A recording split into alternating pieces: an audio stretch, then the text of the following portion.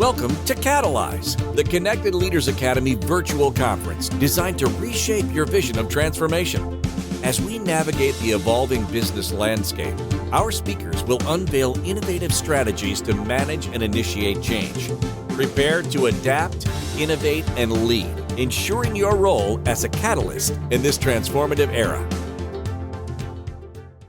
The word potential denotes the ability or capacity to become or develop into something more in the future.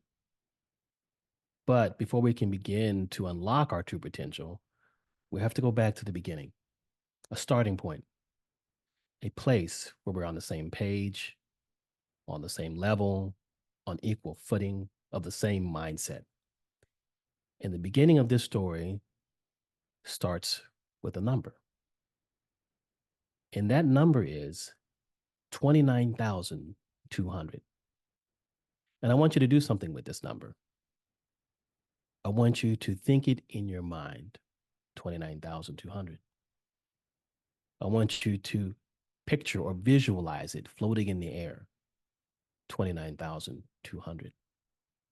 I want you to whisper it in an audible tone, 29,200. Say it in your normal voice, 29,200.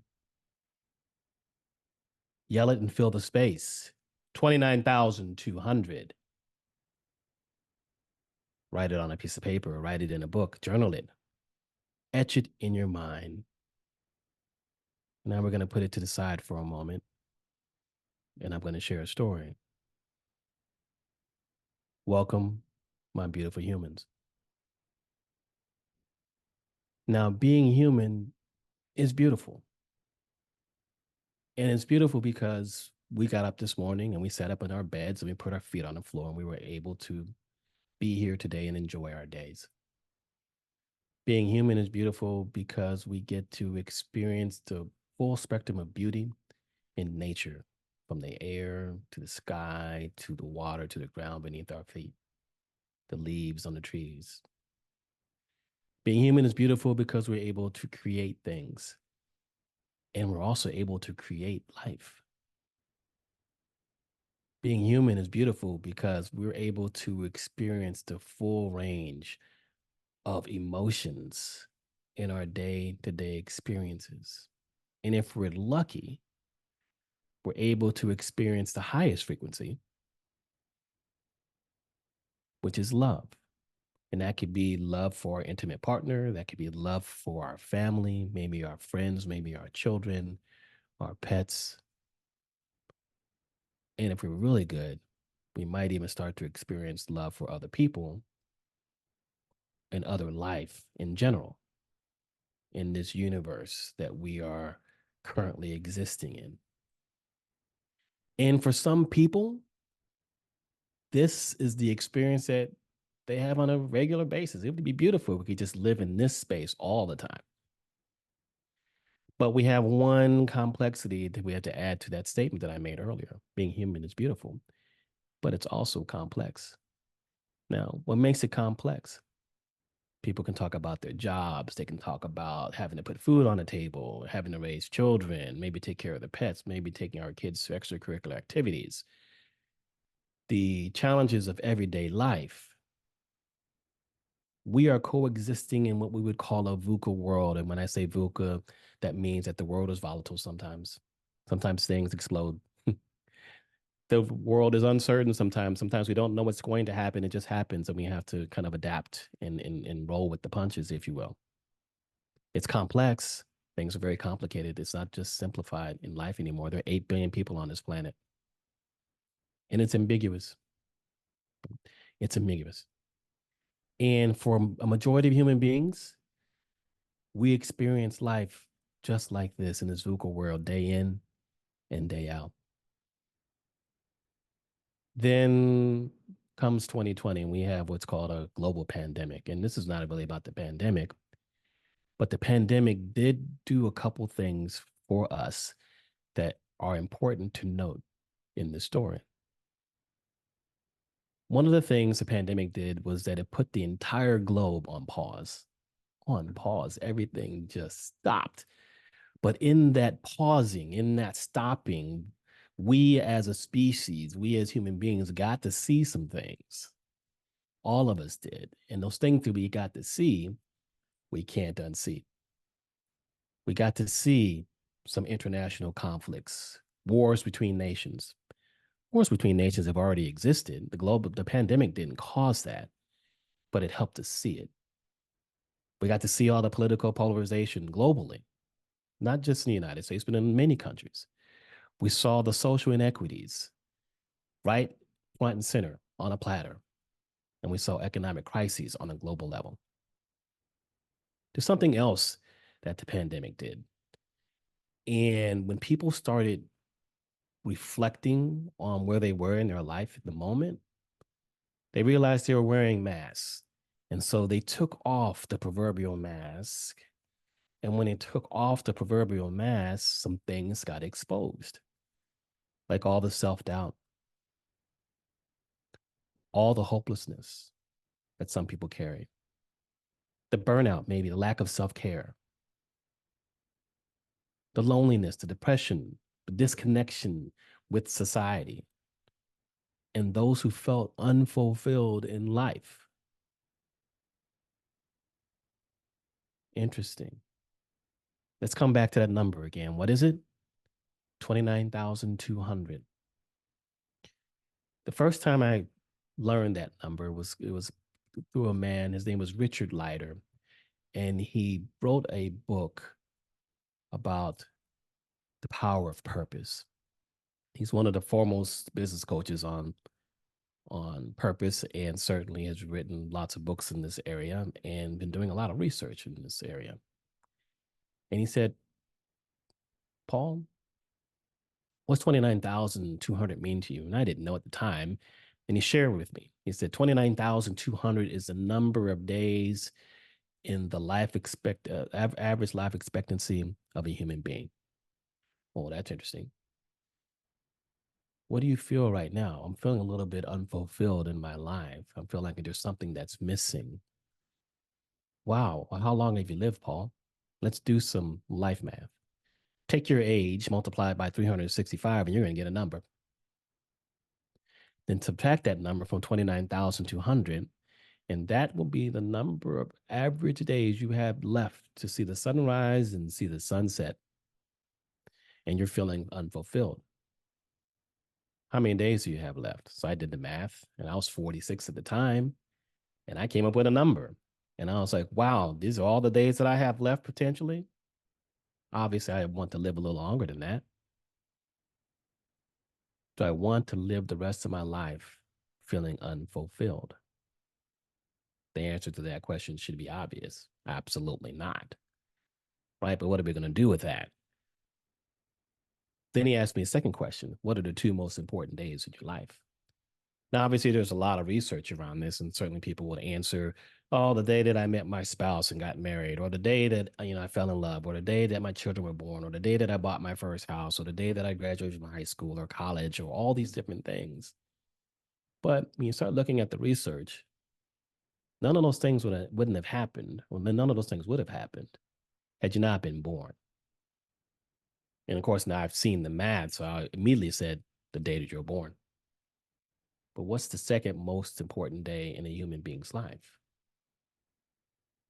And the answer might surprise you, because it's not the day that you die, and it's not all those other things. It actually becomes the day that you figure out why. Who am I? And why am I here? And what's purpose got to do with all that? So every human being fundamentally has that question. Unfortunately, we don't always come to that question at the same time. Some of us come to those questions as youth. Who am I and why am I here? Some of us find it in our 20s. Some get that answer or get those questions in the 30s. Most people, however, don't come to that realization or that epiphany until they get close to the end of life. And guess what? That's a little bit too late. So what are we supposed to do with our time? Well, I did the math because I wanted to bring the point home very quickly. We got to do something. We got to change something. And so we start thinking about what human beings want to do when they ask that question, when they start this journey of self-discovery, what are they trying to do? Well, there's a science to that, and there's ancient wisdom to it. So I'm going to talk about the science of that, which is self-actualization, and then ancient wisdom, which is really about self-mastery or enlightenment. Self-actualization.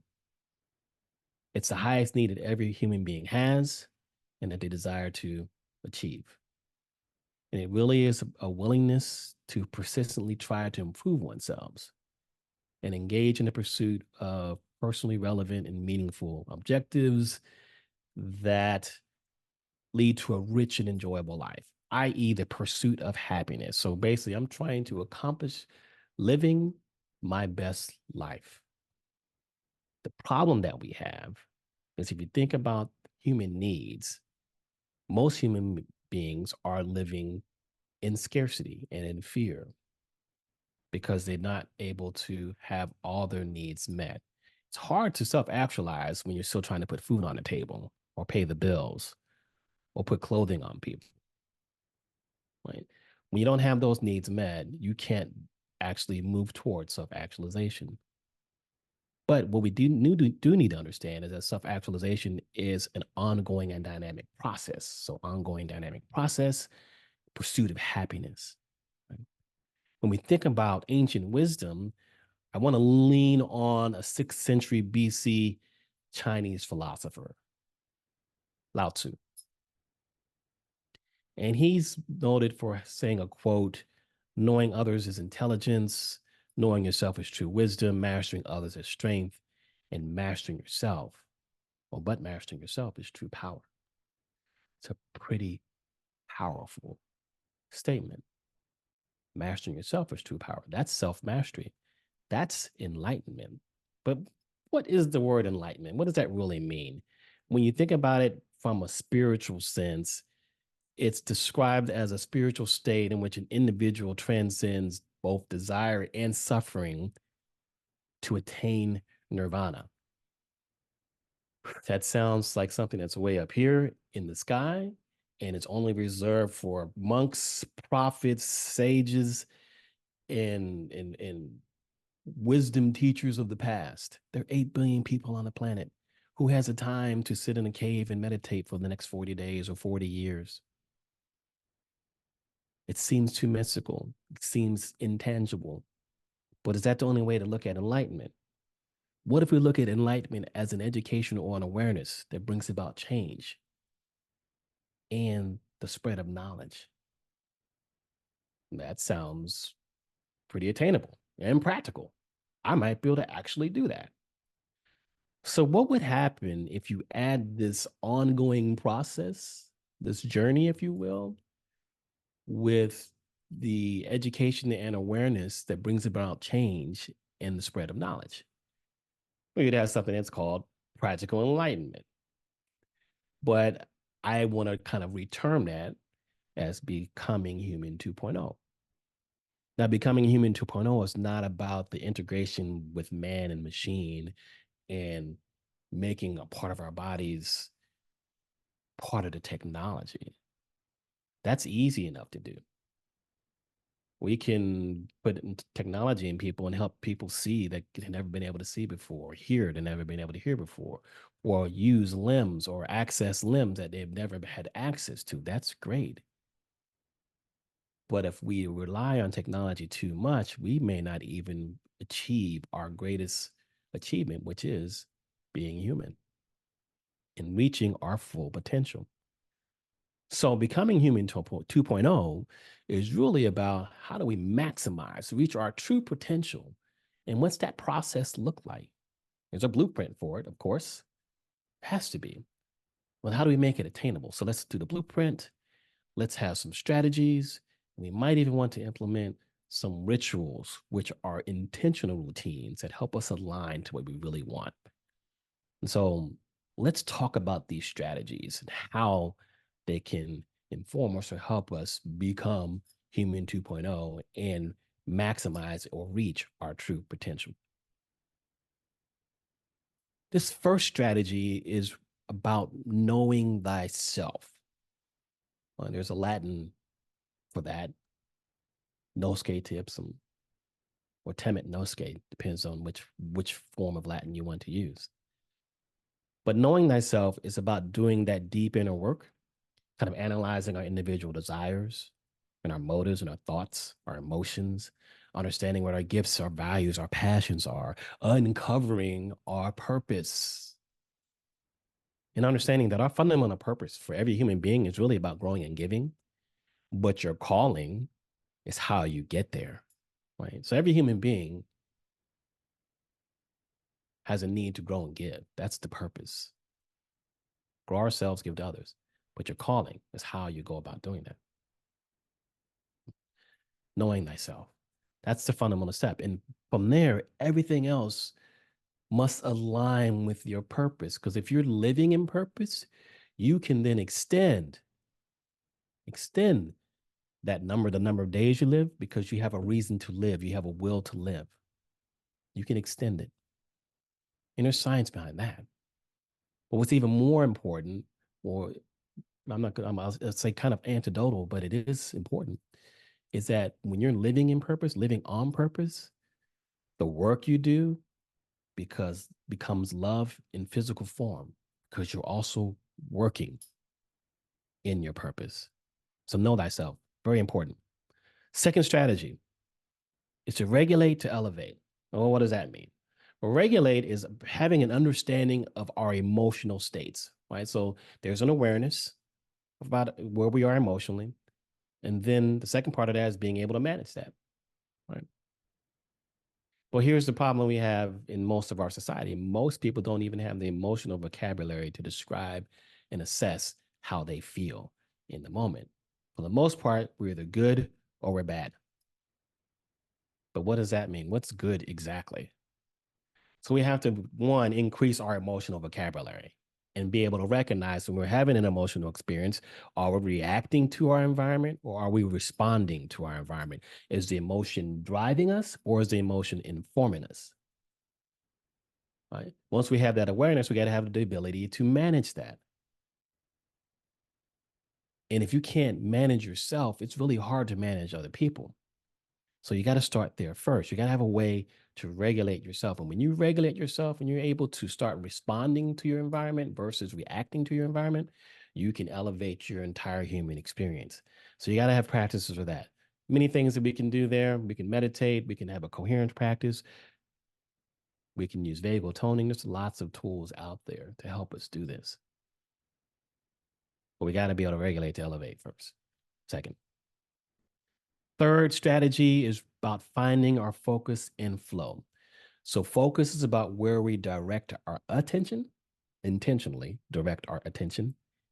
And then we do the things that create the environment for our brains to operate at its peak, whether that's memory, whether that's cognition.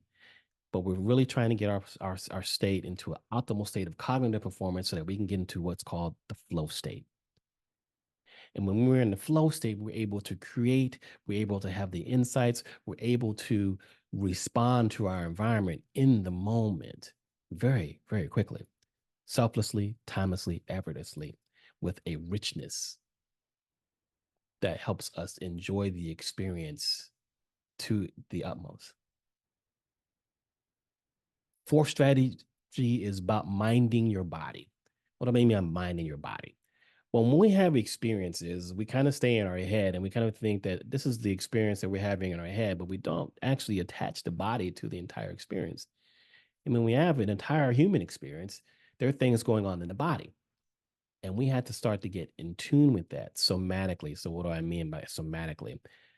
When something happens in the body, in the brain then signals to the rest of the body how to respond. But if we're not in tune to that, we don't know what drives us to do the things that we would typically do in our environment.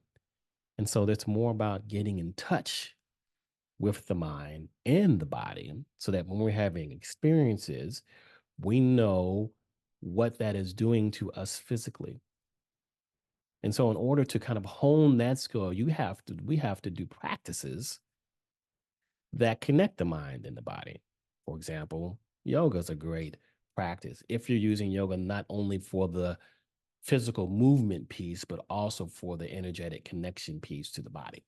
A qigong is another type of practice that not only connects to the physicality of the body, but also to the emotional and the energetic experience that's in the movement as well. A fifth strategy is to nourish and heal the body. And that's about how we utilize our environment, having an understanding of what is going to help our bodies, one, feel energized, and revitalize and repair. And so nutrition is not just about eating food, but it's about eating the right food that is for us as the human being, not just following the guidelines that might be written somewhere in some document somewhere, but really understanding how nutrients and the environment and our genomics or genetics kind of play a part in our being able to maintain health, and how we interact with disease and how that relates to our ability to perform. Another strategy for us to look at is upgrading human interactions. Every experience we have with another human being is called an interpersonal experience. And some of those experiences are good, some of those experiences are bad, right? Or not pleasant. It's how we communicate, it's how we treat one another, it's how we show up. What do we want the relationships to look like? Whether it's personal, whether it's professional, whether it's intimate. And if we create psychological safety, we give ourselves the opportunity to create the space to allow us to interact, collaborate, build trust and connection with other human beings. And really the last strategy I want to share here is connect and live consciously. We're living in this universal experience with other human beings, 8 billion people, plus we're interacting with the planet and animals and plant life and all these different things. And when we're in discord, that's when we have imbalance and incoherence in our environment. And so if we're able to cultivate a love or a gratitude or compassion for other life, other living things, universally, we are going to have a better, more effective experience in the human experience. Now, those strategies that I shared, those are things that we have to integrate as practices. So now we have a choice. You can take the blue pill. You can wake up in your bed tomorrow and you can believe whatever it is you want to believe, or you can take the red pill. You can stay in Wonderland and you can see how deep the rabbit hole goes, because now that you've seen it, now that you've heard it, you can't ignore it. So you got a choice. What's the number? 29,200. Are you doing everything you can to be the best version of yourself right now? If not, you can start your journey today. And I'll go out with this because Danny Z said this earlier. Don't let your yesterdays define your tomorrow. Thank you. My name is Paul McFadden. My company is Evolve Human Potential. I look forward to seeing you in this human experience.